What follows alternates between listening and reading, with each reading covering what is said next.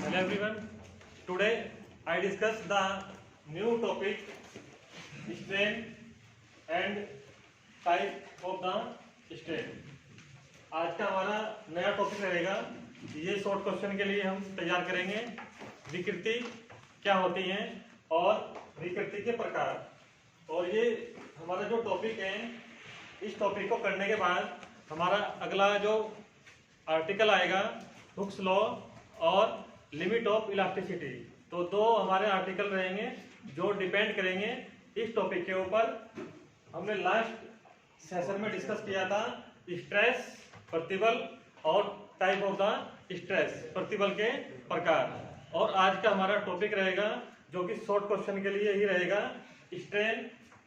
इसको डिफाइन करेंगे, इसकी मीनिंग, विकृति क्या होती है, इसका अर्थ, और इसके साथ साथ टाइप ऑफ द स्ट्रेन, विकृति के प्रकार।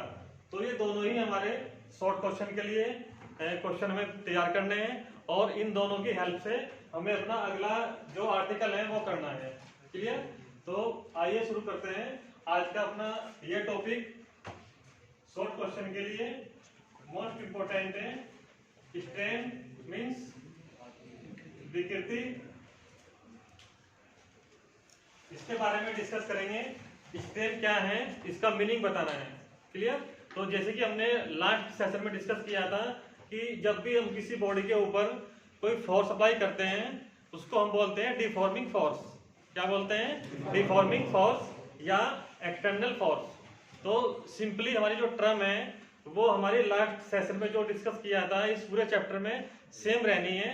तो यहाँ पे हम किसी बॉडी के ऊपर डिफॉर्मिंग फोर्स या एक्सटर्नल फोर्स अप्लाई कराएंगे। किसी वस्तु के ऊपर जब हम कोई बाह्य बल या कोई विरूपक बल आपतित करते हैं तो उस बॉडी या उस वस्तु के विन्यास में कुछ परिवर्तन आता है। विन्यास मीन्स उसका लेंथ, उसका शेप, उसका वॉल्यूम एटसेट्रा। क्लियर? तो जब भी किसी बॉडी के ऊपर हम कोई डिफॉर्मिंग फोर्स या कोई भी विरूपक बल आपतित करते हैं तो वस्तु के आकार और उसकी आकृति में कुछ परिवर्तन आ जाता है। तो इस प्रकार की जो अवस्था होगी उसको हम कहेंगे स्ट्रेन या विकृति। क्लियर? तो व्हेन ए फोर्स या deforming force is applied on a body then the change in the configuration of the that body is called the strain। जब भी किसी वस्तु के ऊपर हम कोई बाह्य बल या कोई विरूपक बल आपतित करते हैं तो वस्तु के विन्यास मीन्स आकृति और आकार या दोनों में हुआ परिवर्तन क्या कहलाएगा? विकृति कहलाता है। क्लियर है ना? तो सिंपल सी इसकी डेफिनेशन की जो टर्म्स हैं हमने नोट किए हैं, आइए देखते हैं उसको। स्ट्रेन मीन्स विकृति। क्लियर? विकृति का मीन्स ही यहाँ पे किसी बॉडी का आकार या रूप है। क्लियर है ना? उसका साइज या शेप, ये दोनों क्या कहलाएंगे? विकृति कहलाएंगे। और एक वर्ड हमने यहाँ पे लिया है कॉन्फ़िगरेशन, इसको आप साइड में लिख लेना अपनी नोटबुक के। विन्यास मैं बताऊंगा आपको इस टॉपिक में। तो आइए पहले देखते हैं इसकी बेसिक टर्म जो हमने लिखी है डेफिनेशन में। Strain when a deforming force is applied on a body means जब हम कोई बाह्य बल या कोई विरूपक बल क्या करते हैं? अप्लाइड ऑन ए बॉडी, किसी वस्तु के ऊपर लगाते हैं। There is a change in the configuration of the body is said to be the strain or deform। तो जब भी ये फोर्स अप्लाई करने के बाद, ये मीन्स डिफॉर्मिंग फोर्स, उस वस्तु के कॉन्फ़िगरेशन, इसको आप नोट कर लेना अपने साइड में, नोटबुक के फोल्डर में नोट कर लेना। कॉन्फ़िगरेशन मीन्स ये आपका रहेगा shape, volume, length, etc। Clear है? तो जब भी किसी वस्तु के विन्यास, उसकी आकृति, आकार आयतन या लंबाई आदि में कुछ परिवर्तन आता है, then is said to be the strain. तो उस समय जो कंडीशन है वो कहलाएगी विकृति, और इसको हम कहेंगे डिफॉर्म, विरूपक वस्तु। क्लियर, या विरूपक अवस्था। क्लियर है ना। तो सिंपली जो हमारे पास टर्म्स है उसके अकॉर्डिंग सपोज दैट जनरली आपको वही कंडीशन लेनी है, कोई बॉडी आपको लेटस करनी है। तो सपोज दैट ये वो बॉडी है, इस बॉडी को मैंने डिफॉर्म बनाना है ना, या स्ट्रेन बनाना है। इस वस्तु को कोई मुझे विकृति या विरूपक वस्तु बनाना है, तो मैं इसके ऊपर कोई बाह्य बल लगाऊंगा। ठीक है, तो जैसे ये बाह्य बल इसके ऊपर आपतित होगा तो इस वस्तु के कॉन्फ़िगरेशन मीन्स उसके शेप, वॉल्यूम या लेंथ, इन सभी में किसी में भी चेंज आएगा, तो उस समय ये बॉडी कहलाएगी स्ट्रेन या डिफॉर्म। समझ रहे हैं ना। तो जब भी आपके पास कोई विरूपक वस्तु है या विरूपक अवस्था है तो आप समझ जाना कि उस वस्तु के ऊपर कोई बाह्य बल कार्यरत है, और उस बाह्य बल के द्वारा उस वस्तु के विन्यास में, आकृति या आकार या दोनों में कुछ परिवर्तन हुआ है, तो ये अवस्था कहलाएगी स्ट्रेन या डिफॉर्म। क्लियर, विकृति कहलाती है। अब बात करेंगे जो हमारे पास लास्ट सेशन में था स्ट्रेस। प्रतिबल में हमने कंडीशन ली थी जो बेसिकली हमारे पास कॉमन वैल्यू थी, क्रॉस सेक्शन एरिया था हमारे पास, है ना, per unit cross section area के कोरस्पॉन्डिंग वहां पे हमने डिफॉर्मिंग फोर्स अप्लाई करा था, है ना। किसी भी वस्तु के एकांक काट क्षेत्रफल के सापेक्ष हमने वहां पे बाह्य बल आरोपित किया था, और वस्तु को क्या किया था, हमने स्ट्रेस बनाया था, प्रतिबल की अवस्था में लेके आए थे। राइट। तो यहाँ पे जो कंडीशन रहेगी वो कंडीशन रहेगी यहाँ पे उस वस्तु का एकांक विन्यास। ठीक है ना। तो जब भी हम किसी वस्तु के एकांक प्रति विन्यास के सापेक्ष कोई बाह्य बल आरोपित करते हैं तो उस वस्तु के विन्यास, लंबाई, आकार या दोनों या इन सभी में कुछ परिवर्तन होता है, तो वो अवस्था कहलाएगी हमारी स्ट्रेन या विकृति। क्लियर है ना। तो डेफिनेशन के लिए कंफ्यूज नहीं होना, सिंपली डेफिनेशन आप लेके आओगे कि जब किसी वस्तु के ऊपर हम कोई बाह्य बल या कोई विरूपक बल आरोपित करते हैं तो वस्तु के विन्यास, उसमें लिखना आप आकार, लंबाई, आयतन आदि में कुछ परिवर्तन होता है, तो इस प्रकार की जो अवस्था है वो कहलाएगी विकृति या विरूपक। क्लियर है। और इसको हम डिफाइन कर सकते हैं इस प्रकार से जो हमने शो किया है यहाँ पे। क्लियर है। उसके बाद हम बात करेंगे इसका रिक्वायर्ड फॉर्मूला, इसका आवश्यक सूत्र क्या बनेगा। जैसे वहां पे हमारा था स्ट्रेस में P बराबर F/A। ठीक है। तो वहां पे हमारा क्रॉस सेक्शन एरिया था कोरस्पॉन्डिंग में, यहाँ पे हमारे पास क्या है, विन्यास है ना, उस कंडीशन के लिए।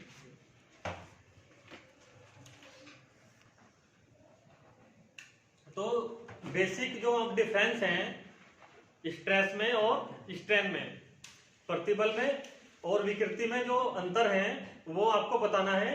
वहां पे हमारे पास कोई बाह्य बल एकांक प्रति काट क्षेत्रफल के सापेक्ष लगा था, और यहाँ पे वो एकांक विन्यास या एकांक आकार के सापेक्ष लगना है।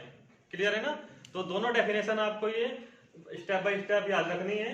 पहली अवस्था थी जब कोई बाह्य बल या विरूपक बल किसी वस्तु के काट क्षेत्रफल के सापेक्ष कार्यरत होता है तो उस समय अवस्था बनेगी प्रतिबल की, और जब कोई बाह्य बल किसी वस्तु के एकांक विन्यास या आकार के सापेक्ष कार्यरत होता है तो उस समय अवस्था बनेगी विकृति की।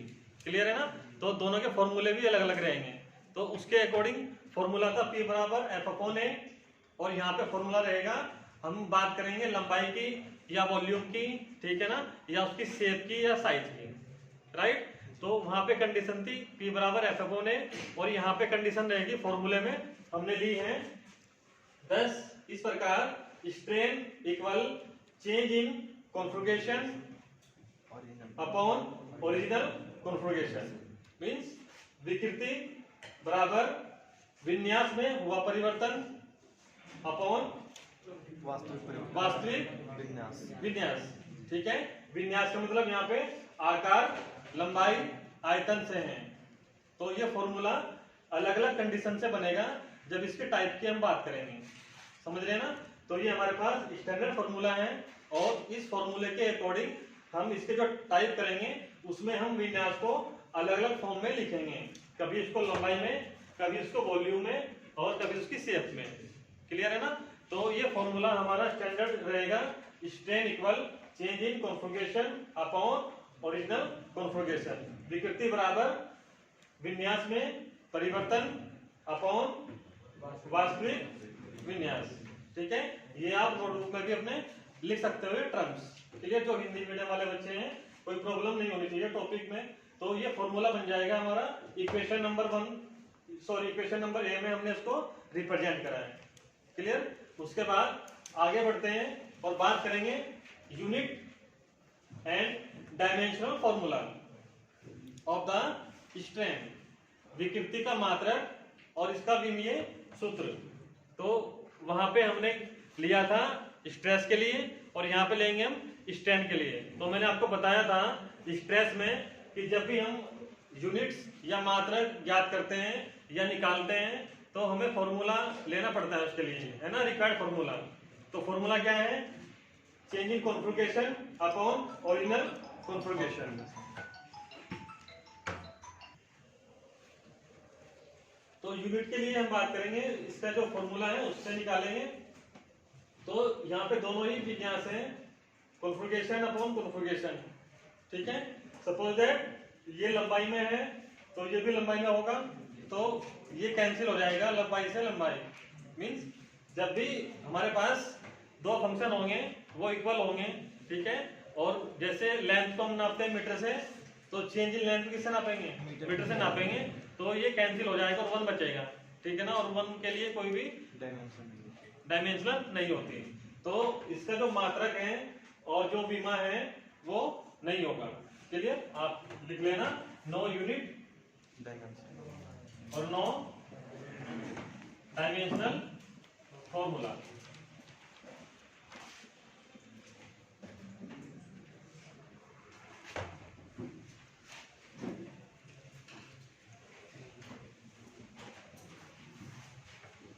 क्लियर। तो सिंपल सी, जब भी आपसे एग्जाम में पूछेगा examiner unit of the strain, तो बच्चे बताते हैं, बट ये नहीं होता, पूछेगा क्यों नहीं होगा, तो आपको बताना फॉर्मूला है change in configuration upon original configuration. तो उसके अकॉर्डिंग ये दोनों फंक्शन एक दूसरे को कैंसिल करेंगे, तो इसका कोई भी मात्रक नहीं होगा, ये मात्रकहीन होगा, है ना। Strain is the unit less और डायमेंशनल लेस, तो ये मात्रकहीन और विमाहीन है। उसके बाद हम बात करेंगे इसमें इंपॉर्टेंट जो टॉपिक है, टाइप्स ऑफ द स्ट्रेन, विकृति के प्रकार, विकृति के प्रकार। तो जैसे हमने लास्ट टॉपिक में डिस्कस किए थे, स्ट्रेस टाइप्स है ना, 3 प्रकार से थे वो, उसी प्रकार से ये भी 3 प्रकार के हैं।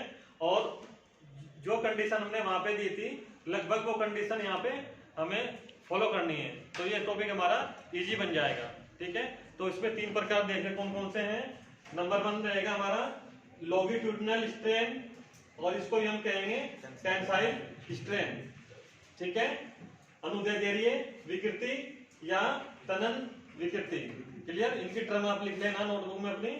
और ये वॉल्यूमेट्रिक स्ट्रेन, आयतनात्मक विकृति, और ये आपका शेयरिंग स्ट्रेन, विरूपक विकृति या अपरूपण विकृति।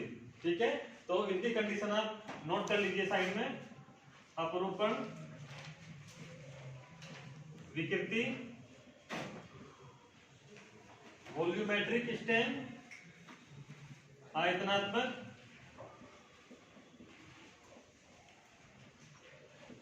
विकृति, और ये है हमारी नंबर 1 लॉन्गिट्यूडिनल स्ट्रेन, अनुदैर्ध्य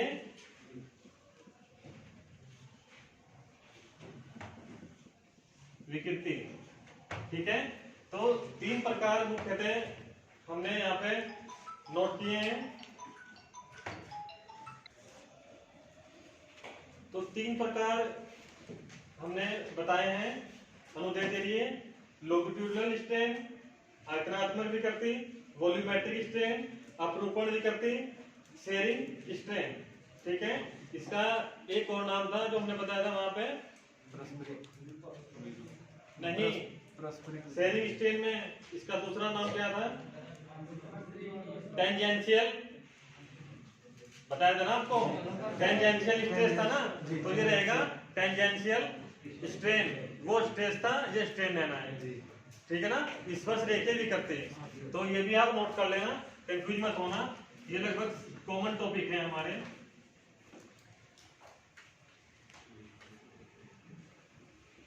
टेंजेंशियल स्ट्रेन किसे ही बोलते हैं। ठीक है, तो सबसे पहले जो हमारे पास है नंबर 1 में बात करेंगे हम लॉन्गिट्यूडनल स्ट्रेन या टेंसाइल स्ट्रेन, अनुदैर्ध्य विकृति। तो वहां पे आप याद करो स्ट्रेस में क्या बताया था हमने, जब हमने कंडीशन ली थी टेंसाइल की, तो टेंसाइल में हमने ये बताया था कि जब भी हम किसी बॉडी के उसके लेंथ के कोरस्पॉन्डिंग या लेंथ के अलोंग हम डिफॉर्मिंग फोर्स अप्लाई करते हैं, तो उस समय उस बॉडी की लेंथ में कुछ चेंज आ जाता है ना, वो डेल्टा एल से हमने शो किया था वहां पे, समझ रहे ना। तो उस टॉपिक की हेल्प से ये टॉपिक हमारा इजी बन जाएगा।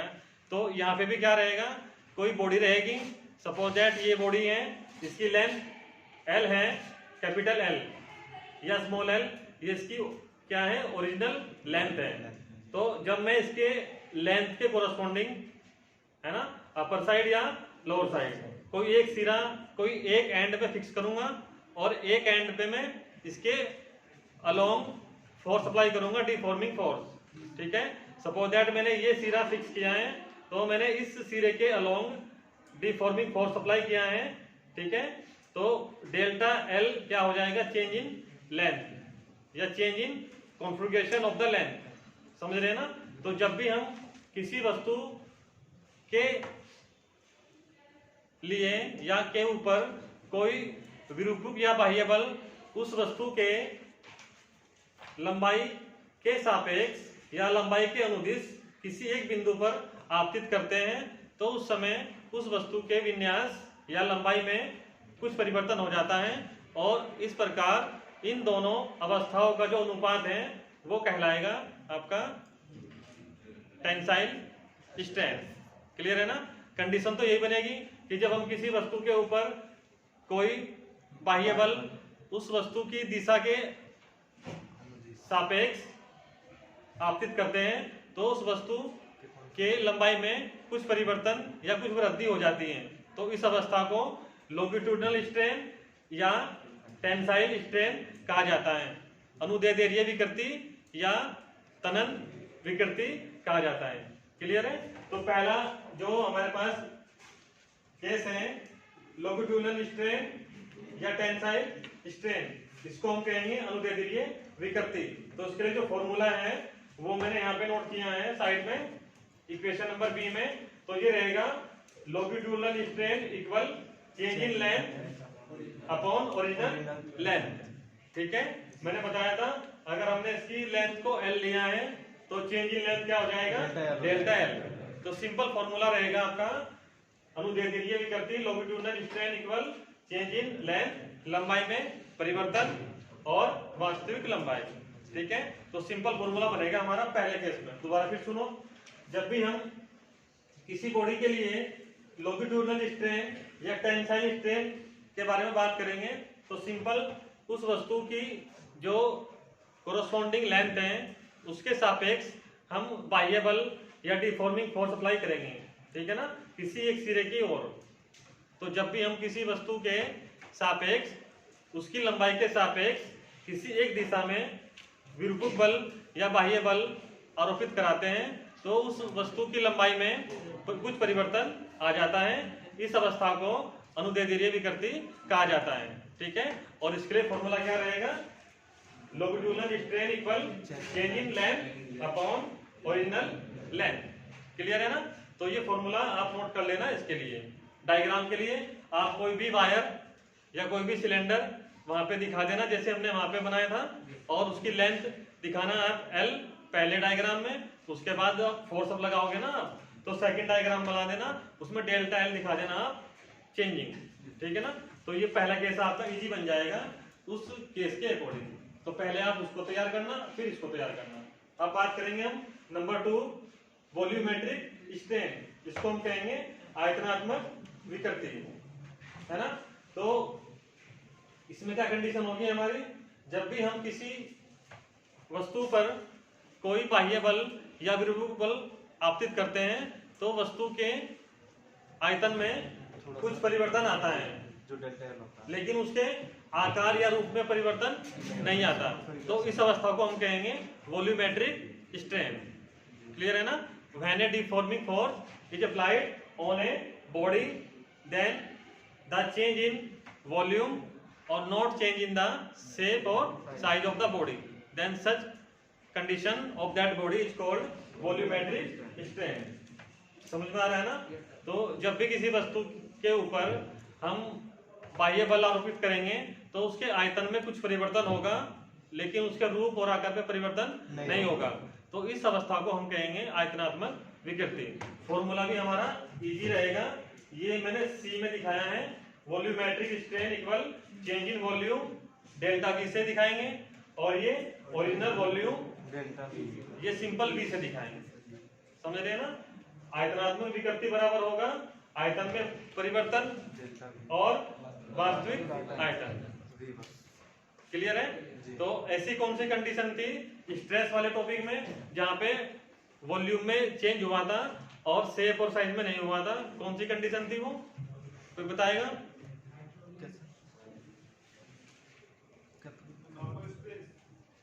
कौन सी कंडीशन थी वो स्ट्रेस में प्रतिबल। अब जब हमने लास्ट सेशन में किया था तो उसमें वॉल्यूम में चेंज हुआ था और शेप और साइज में चेंज नहीं हुआ था, वो थी हमारी हाइड्रोलिक। ठीक है।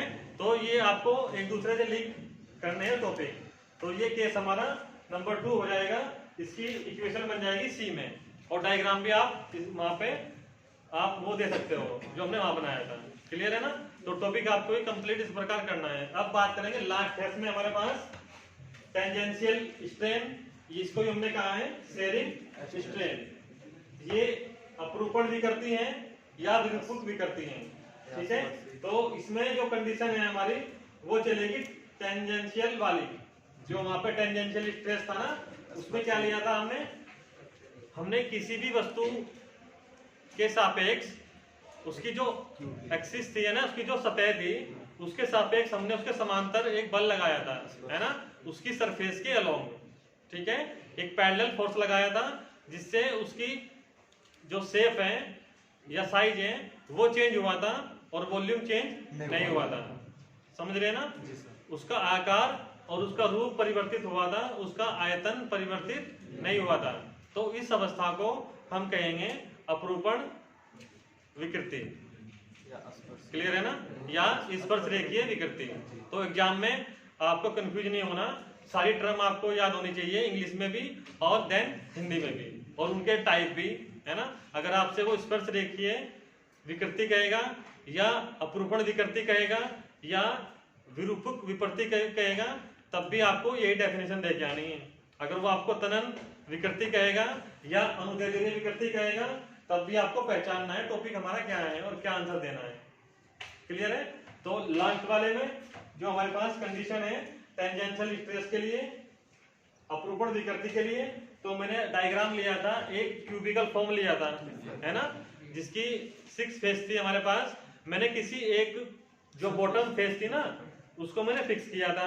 सपोज दैट ये बॉटम फेस है ना, ये निचली सतह है, तो मैंने इसको फिक्स किया था और ऊपर वाली सतह के समांतर मैंने बाह्य बल लगाया था।